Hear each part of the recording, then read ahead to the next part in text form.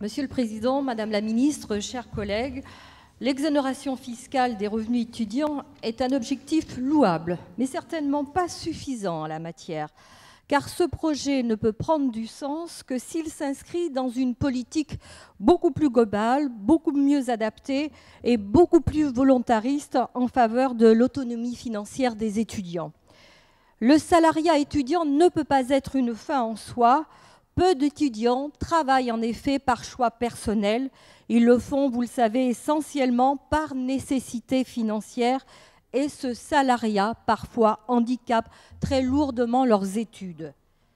Ce travail peut s'accompagner également de précarité, horaires interminables avec de très faibles salaires, licenciements abusifs et parfois même des salariés, des employeurs, qui profitent d'une main-d'œuvre pas très habituée au travail, au monde du travail. Le travail étudiant est une réalité souvent subie par quasiment un jeune sur deux.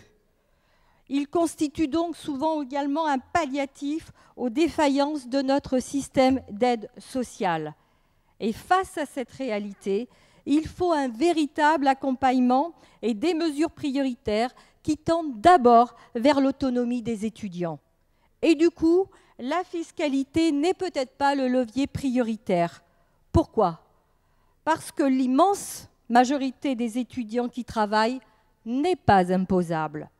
Parce que c'est un nouvel avantage fiscal pour les familles d'étudiants plus aisées. Parce que ce projet acte et conforte le salariat étudiant et très franchement, on ne peut pas s'en satisfaire. Il est souvent facteur d'échec et d'abandon des études.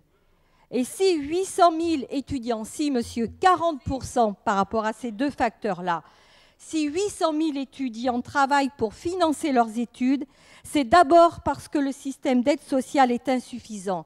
Et le système d'aide sociale, voilà le levier à actionner en plus de la défiscalisation.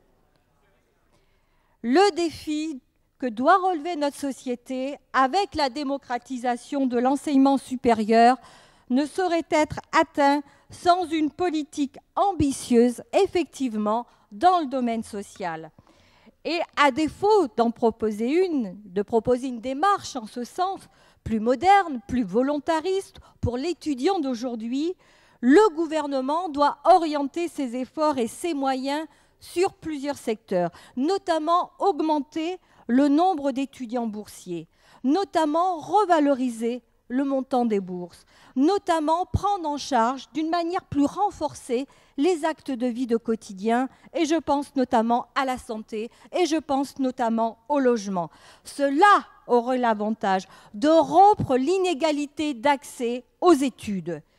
Ces quelques mesures, qui ne sont que des exemples, participeraient, sinon à éviter, au moins à retarder le salariat étudiant. Un travail aujourd'hui étudiant beaucoup plus subi que choisi. Et en conclusion, je dirais qu'une défiscalisation est nécessaire, mais une politique qui est loin d'être suffisante. Merci, madame.